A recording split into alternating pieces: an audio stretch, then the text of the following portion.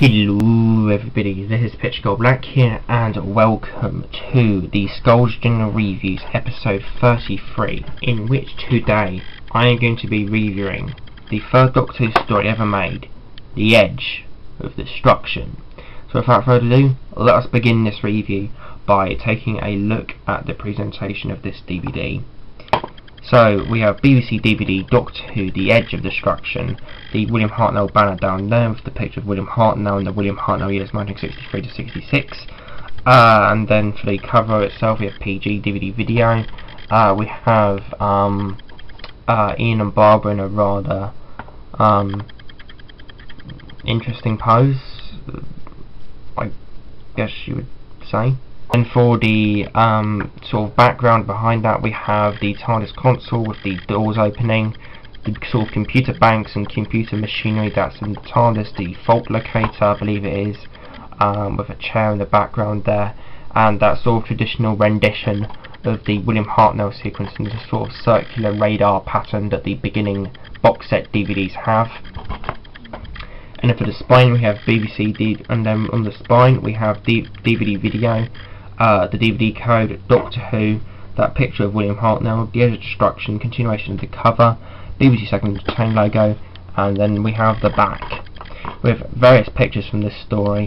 Doctor Who starring William Hartnell, The Edge of Destruction by David Whittaker, the synopsis, the special features, various guffs such as when the story was first broadcast, the run length which is 47 minutes, PG parental guidance rating and other guff on the back. Now for the synopsis. Something has caused the TARDIS console to explode in mid-flight, plunging the ship into darkness and rendering the crew unconscious. As they slowly recover, they find themselves suffering from loss of memory and headaches. The TARDIS behaves oddly as the doors open and close of their own accord. Has the ship been possessed in some way, or is it something more dangerous happening to the travellers? And then there we have the special features that there are on this DVD, right there. For the interior we have the singular disc, the booklet on this DVD, which has the sort of chapter points of this story across the two episodes that there are, with pictures from the story at the top, which is very nicely sort of divided, which is sort of really cool because you've got the four main characters of the story on either side of the TARDIS console, which is in the middle there. I've always liked that about this DVD, of how they've had like the TARDIS console in the middle, then two of the four main characters in this story, or the only characters in this story, on either side of the TARDIS console. And then there we've got a bit about the Edge of Destruction itself. And then there we have Doctor Who The Edge of Destruction, details on the special features, and then a little advert for the reconstruction of Marco Polo that's on this DVD, which is meant to be terrible. Yeah, seriously, if you thought Galaxy 4 was bad, the Galaxy 4 reconstruction was bad, shortening a 100-minute story down to 70 minutes. This shortens a 3-hour story, 180-minute story down to 30, which is just experience the 3-hour thing, lazy sod. The presentation of this DVD out of the way with, and that was my own personal thoughts and opinions, as well as the general consensus on The Edge of Destruction. This is a very odd slice of Doctor Who right here.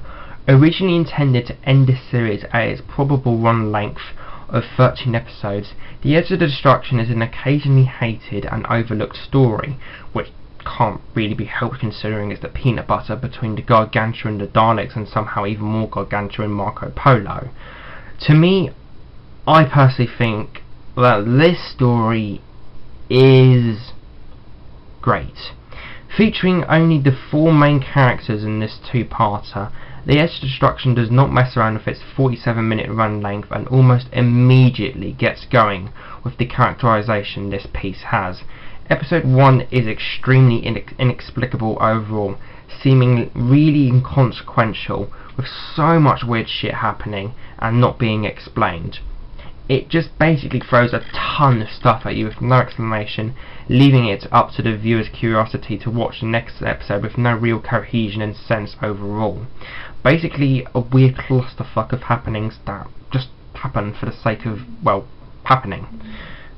Episode 2 pays the viewer off by rewarding them with the Doctor figuring out that they have only 5 minutes left to live, or do they? And figuring out how to solve the issue. The characters are solid overall, with every single one giving a good performance by their respective actors.